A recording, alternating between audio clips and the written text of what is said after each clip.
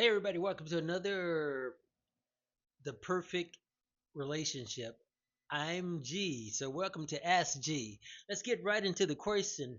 This one is, hey G, can you help me? I had enough. Why can't I find a man who has six figures? I'm tired of dating and I'm tired of looking for a right man to take care of me. Okay, there's other parts of this letter that I wanted to go into, but I just want to give you the gist because I'm going to keep it short and I'm going to get right into it. One of the reasons I kept it short is because the question led off, why can't I find a man with six figures? This letter also went on to talk about that she's trying to find a man who's financially secure that can bring it to the table as well. Now, why is it that most people put so much emphasis on financially before they get in a relationship? I've heard people say, you know what, I want to get married as soon as we get this done, as soon as we get this money, as soon as I finish college, as soon as this happened and that happened, but all pertaining to money. And money is a huge, huge conversation in relationship. And people say, well, there's problems because she's not making enough, he's not making enough. And they don't understand the aspect of money. Let's keep it simple because sometimes what happens, people make relationships so complicated, and that irks me. It kills me how we make our mate so complicated. We make relationships, we make dating so complicated. And you hear people say, well, men are this way, well, women are this way, especially the generation that's out there right now. And I'm talking about Gen Z, Gen X, and the millennials. They feel that a certain sex is all sex are the same. Men doing this, men want this, women want this. Scratch that crap because that's not the case. If you are looking for an individual, look for an individual that meets the standard requirements. We all should have a standard set for ourselves. We all should have a moral compass. If we don't, then we're not looking for a relationship that God will bless. You see, remember, guys, God put you and that individual together. So if he put you together, what are you doing to make sure that you remain together? What are you doing to make sure that that relationship is not being focused on by money? Now, getting back to the money aspect, this is why money is not the biggest aspect in when it comes to relationship. Is it important? Yes, but it's not the biggest aspect. Why?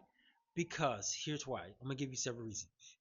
One, say your husband or your boyfriend or whatever your mate is making six figures. Say they're making 500, $200,000, and you get married.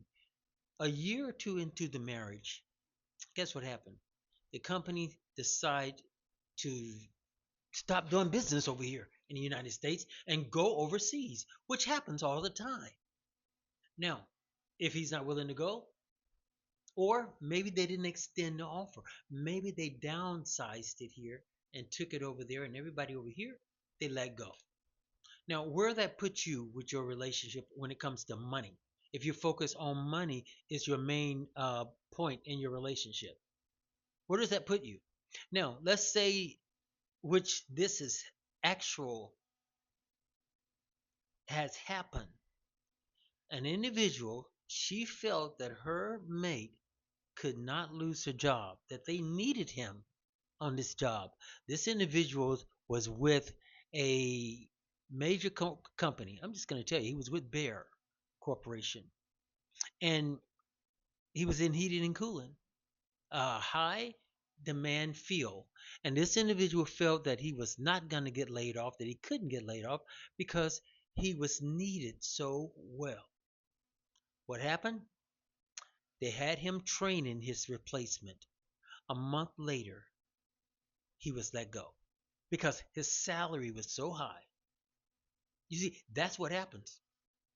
And don't think it won't happen to you.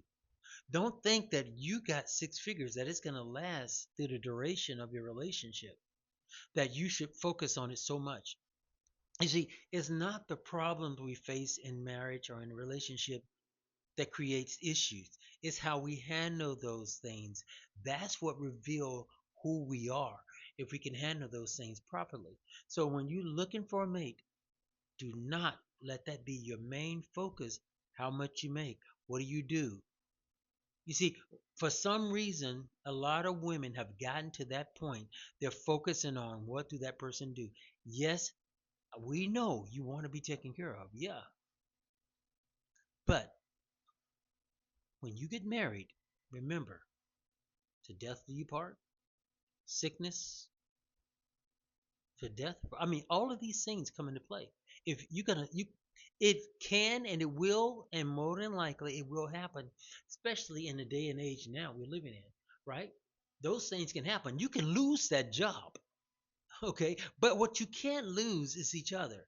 So pull together and understand for every problem, there is a viable solution bigger than the problem. So when you have that in your relationship, understand that money is not the strength of the relationship, your love and your communication and your respect for each other. So when that happens, learn to say, hey, let's get together and figure this out. The first thing you can do, I'm just going to give you a couple of solutions. You downsize. You start looking for a way to dump everything on the ship so the ship don't sink except the two of you. And that's what make a solid relationship. That's part of a perfect relationship.